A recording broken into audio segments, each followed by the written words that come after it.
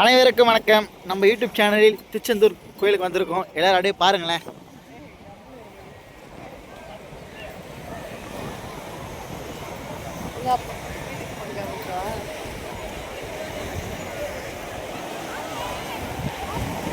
எவ்வளோ கடல் உள்வாங்கியிருக்கு பாருங்களேன்.